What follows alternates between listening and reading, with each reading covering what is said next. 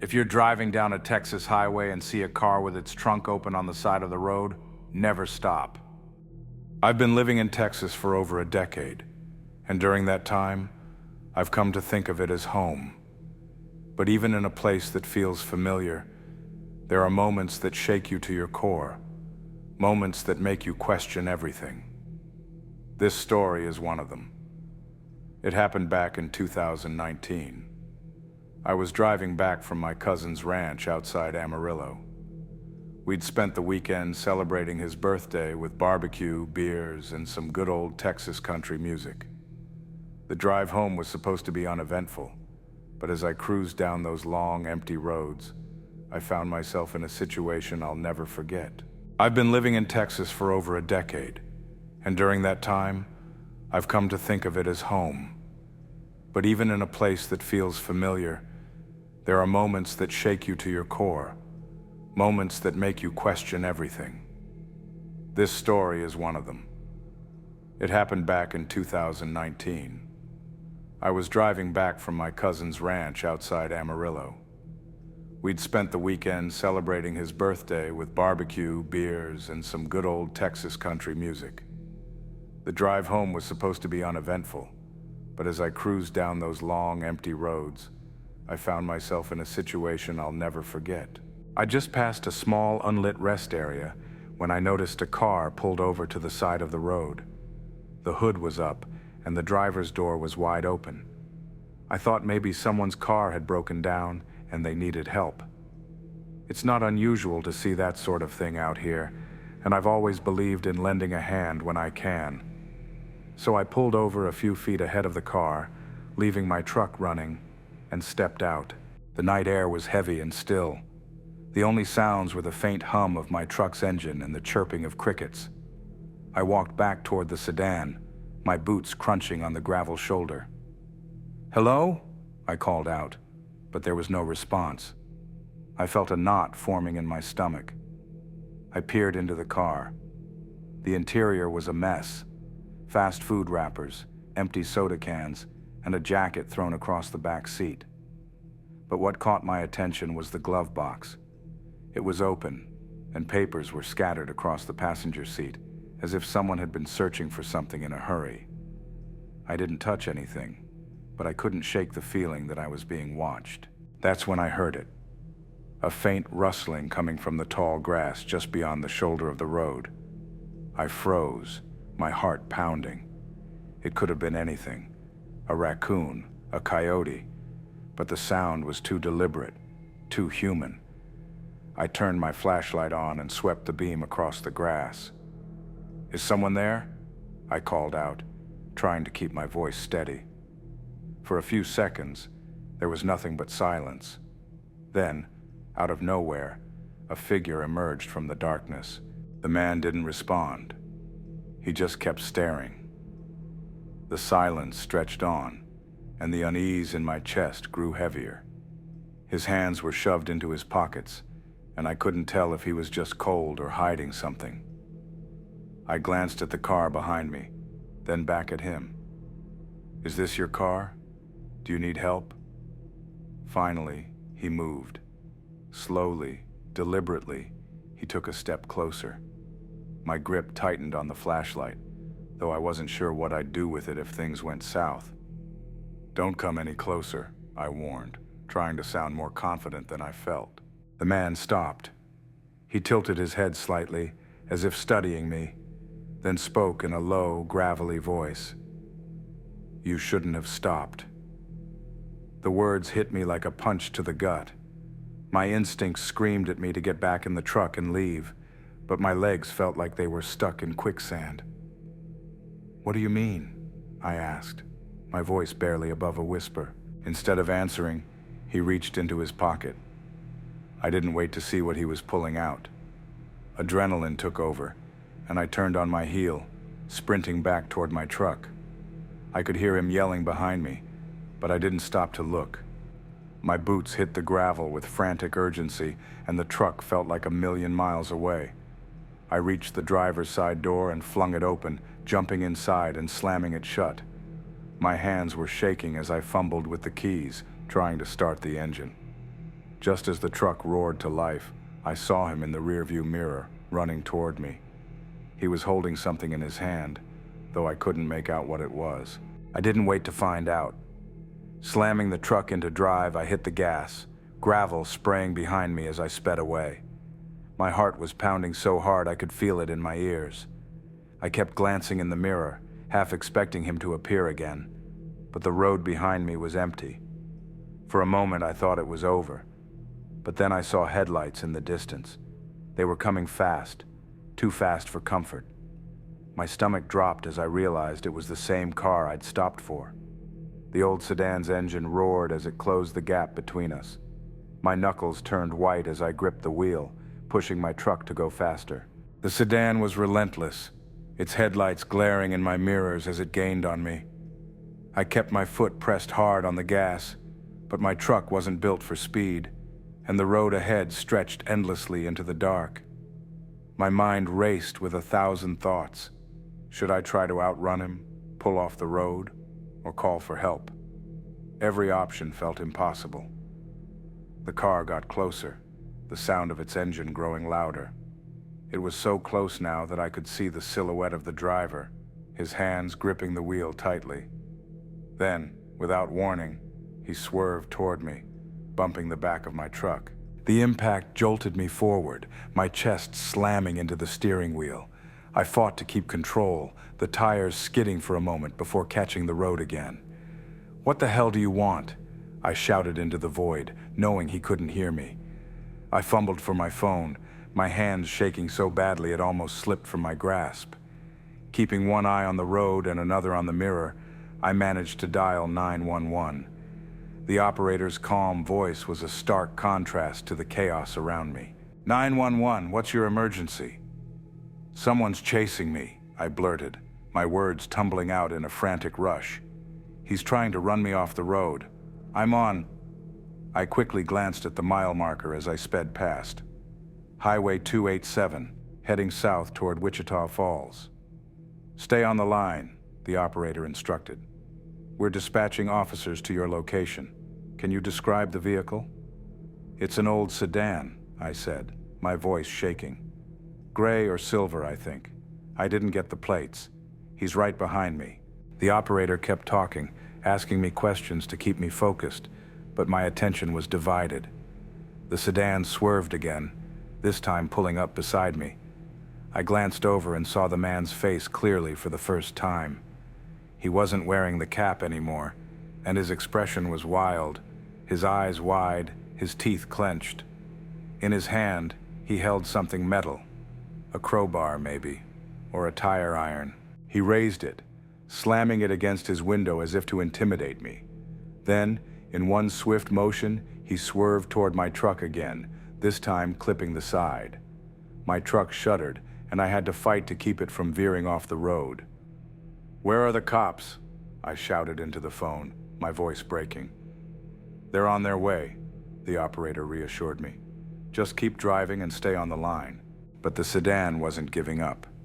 He pulled ahead of me slightly, then slammed on his brakes, forcing me to do the same.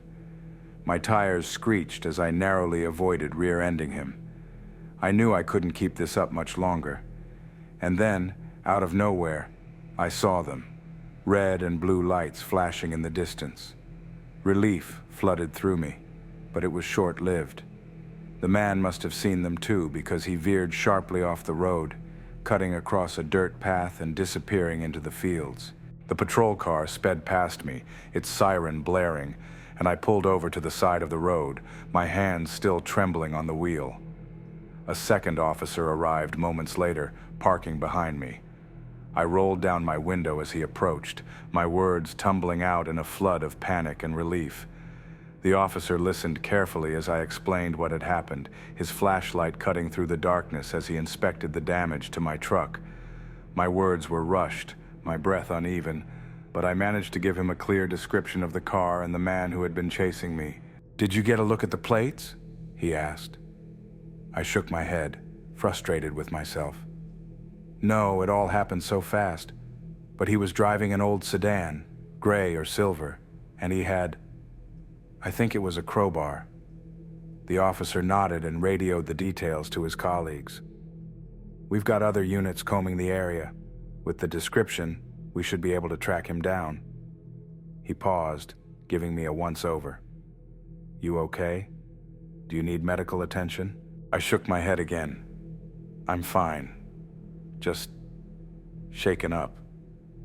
After taking my statement, he told me it was safe to head home. They'd call me if they found anything. I thanked him, though the gratitude felt hollow. As I merged back onto the highway, my hands gripping the wheel tightly, I couldn't shake the feeling of unease. The flashing red and blue lights faded into the distance, but my mind was still replaying the events of the night. I made it home just after 2 a.m., my body and mind exhausted. I parked the truck in the driveway, got inside, and locked every door and window. I barely slept that night, every sound making my heart race. The police called me a week later. They'd found the sedan abandoned on a dirt road about 10 miles from where the incident happened. Inside, they discovered a few personal items, but nothing that could definitively identify the driver. The crowbar was there, along with an assortment of tools and a half-empty gas can. They told me they'd keep me updated if they found anything more, but the case went cold.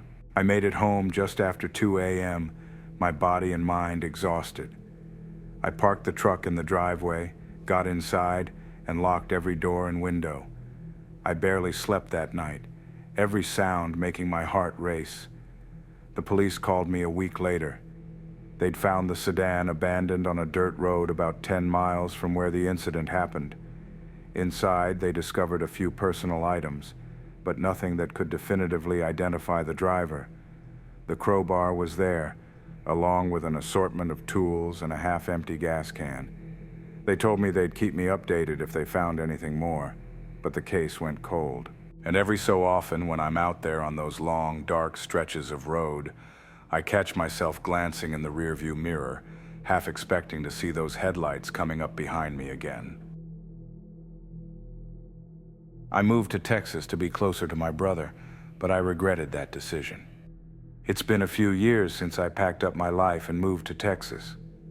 I was 26, fresh out of a dead-end relationship, and looking for a fresh start. My cousin Mark had been living in a small town just outside Austin, and he swore it was the perfect place to reset. I figured, why not? Life in Indiana had become too predictable, too gray, and I needed something different, a place where I could finally feel alive. Mark's enthusiasm for the Texas lifestyle was contagious. He talked about warm nights, friendly neighbors, and endless barbecues. It sounded ideal, but what really sold me was the chance to be closer to him. Mark had always been like a brother to me, and the thought of having family nearby was comforting. So I sold most of my stuff, packed my little sedan with the essentials, and headed south. Mark's enthusiasm for the Texas lifestyle was contagious. He talked about warm nights, friendly neighbors, and endless barbecues. It sounded ideal, but what really sold me was the chance to be closer to him. Mark had always been like a brother to me, and the thought of having family nearby was comforting. So I sold most of my stuff, packed my little sedan with the essentials, and headed south. The house itself was nothing special. A single-story bungalow with faded blue siding, an overgrown front yard, and creaky wooden floors that moaned under every step. But it had charm. Or maybe it was just cheap. Either way, it worked for me. The first few weeks were uneventful, filled with unpacking, starting a new job at a local diner, and getting to know the area. Then one night, everything changed. It was a Thursday, just after midnight. I was sitting in the living room, scrolling through my phone, half watching a rerun of some crime show. Outside, the cicadas were loud, their hum blending with the occasional bark of a distant dog. Suddenly, there was a sharp knock at the door. Not a polite tap, but a heavy, deliberate knock that rattled the glass pane. My heart jumped. I wasn't expecting anyone, and it was far too late for a friendly visit.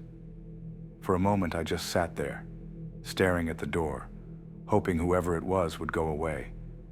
But the knocking came again, louder this time.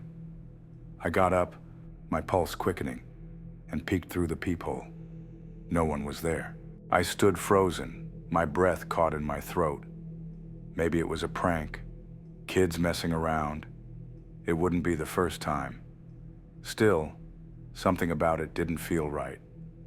I locked the deadbolt and double-checked the windows. Everything was secure. I told myself to relax and went back to the couch, but the unease lingered. About an hour later, just as I was starting to doze off, the knocking came again. This time it was more insistent, almost frantic. I jumped up, grabbed the nearest thing that could serve as a weapon, a heavy ceramic lamp, and approached the door. My hands were shaking as I looked through the peephole again.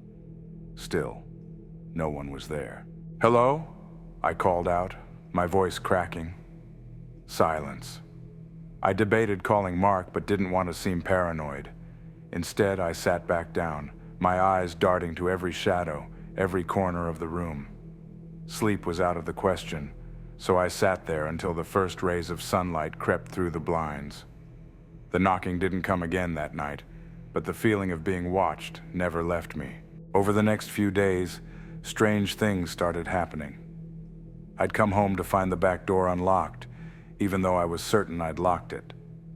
Objects would be moved, small things like my keys or a mug I'd left on the counter. Once, I found muddy footprints leading from the back porch to the edge of the yard, stopping just short of my bedroom window. I tried to rationalize it. Maybe I'd forgotten to lock the door.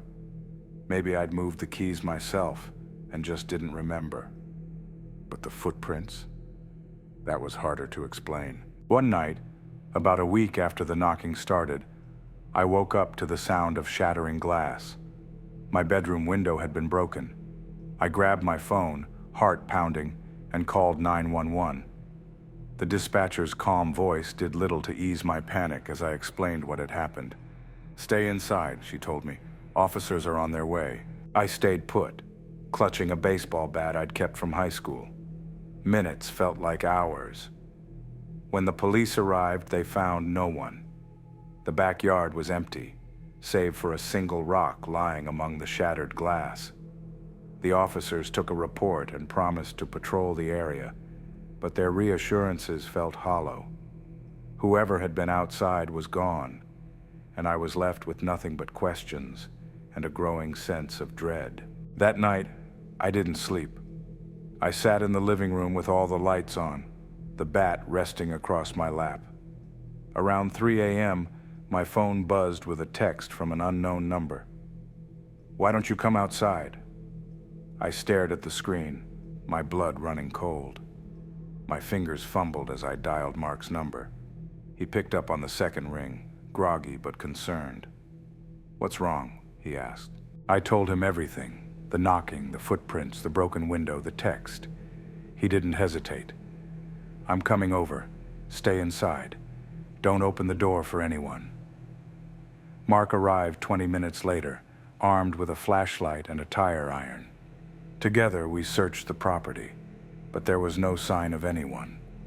He stayed with me that night, and for the first time in days, I felt a semblance of safety. The next morning, we installed security cameras around the house. Mark showed me how to use the app to monitor the footage from my phone. For a while, things seemed to go back to normal.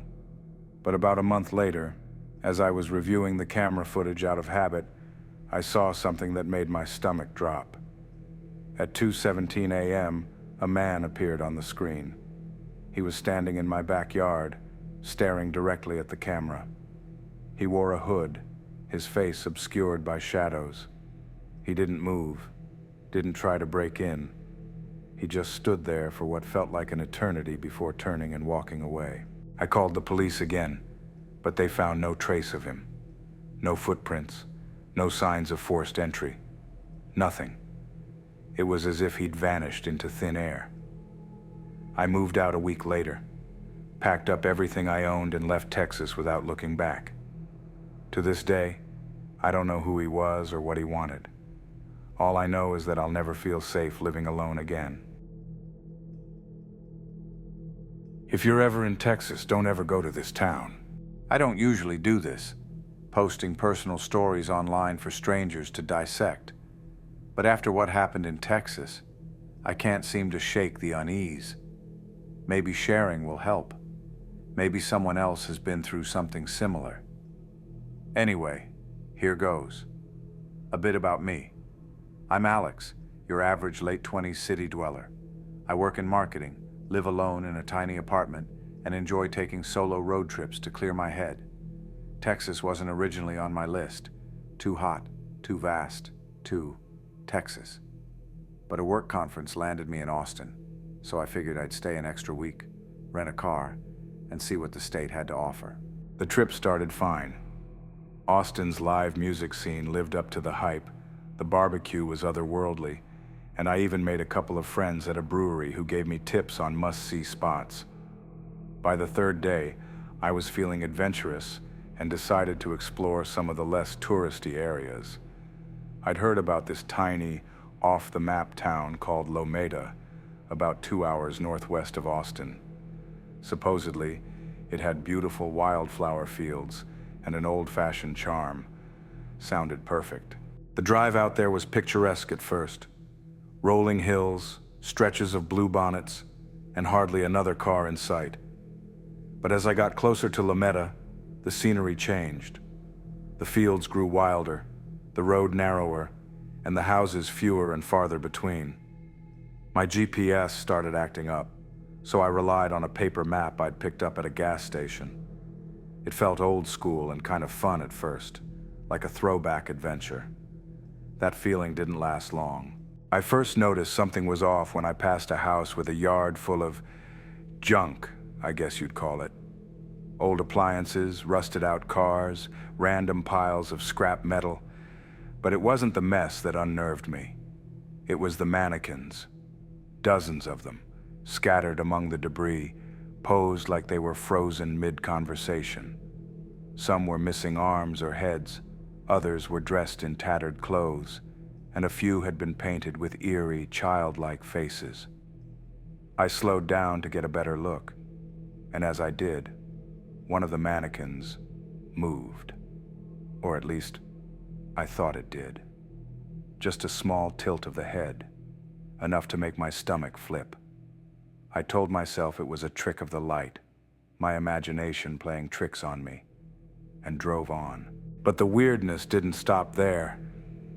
A little further down the road, I noticed more mannequins, this time in a field. They were arranged in a circle, like they were having a meeting. No houses nearby, no signs of people. Just those plastic figures standing silently under the blazing Texas sun. My pulse quickened. I told myself it was some kind of local art installation, but deep down, I didn't believe that. By the time I reached Lomeda, my nerves were already on edge. The town was not what I expected. Instead of quaint and charming, it felt desolate. Most of the buildings were boarded up or crumbling, and the few people I saw on the streets didn't look particularly friendly. They stared as I drove by, their faces blank, but their eyes sharp, like they were sizing me up. I decided to park near what appeared to be the town square and take a quick walk around, hoping to shake off the unease. As I wandered, I noticed a sign for a general store and decided to check it out. The place was dimly lit and smelled faintly of mildew. An elderly man stood behind the counter, watching me without saying a word. I browsed for a bit, trying to act casual, but my skin prickled under his gaze. When I finally brought a bottle of water to the counter, he spoke. "You're not from around here, are you?" he asked, his voice low and gravelly. "No, just passing through," I said, forcing a smile. Thought I'd check out the wildflowers. He didn't smile back. Not much to see this time of year. Someone mentioned it," I mumbled, suddenly feeling foolish. He handed me my change without another word, and I left quickly, eager to get back on the road. As I walked back to my car, I noticed something strange. A man was standing across the street, partially hidden behind a lamppost. He wasn't doing anything, just standing there, watching me. I tried to ignore him and picked up my pace. When I reached my car and glanced back, he was gone. That's when I heard it, a faint rustling sound, like someone shifting their weight on gravel. I turned around, scanning the area, but saw nothing. My heart was pounding now. I jumped into my car, locked the doors, and started the engine. As I pulled out of the parking spot, I caught a glimpse of something in my rearview mirror. A mannequin, propped up against a tree. I swore it hadn't been there before. The drive out of La Meta was a blur. My hands gripped the steering wheel so tightly they ached. Every shadow, every flicker of movement along the roadside sent my heart racing. I told myself I was overreacting, letting my imagination run wild. But then I saw them. The mannequins, lined up along the edge of the road, spaced evenly like sentries. Some were missing limbs, others had painted on faces that seemed to grin at me as I sped past.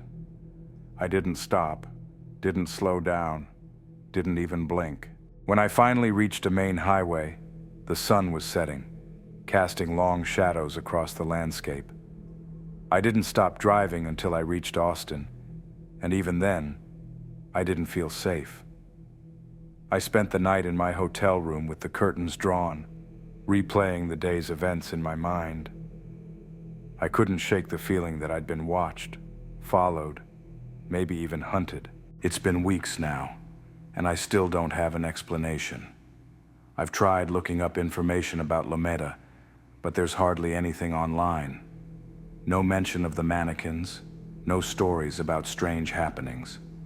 I've told a few friends, and while some believe me, others think I'm exaggerating or mistaking an art project for something sinister. But I know what I saw, and I know how I felt. If you ever find yourself in Texas and someone suggests visiting a small, out-of-the-way town, maybe think twice. And if you see a mannequin by the side of the road, don't stop. Just keep driving. If you like these stories, please don't forget to like this video, subscribe to the channel, and click the bell to listen to new stories from Mr. Fear every day. Thank you for watching.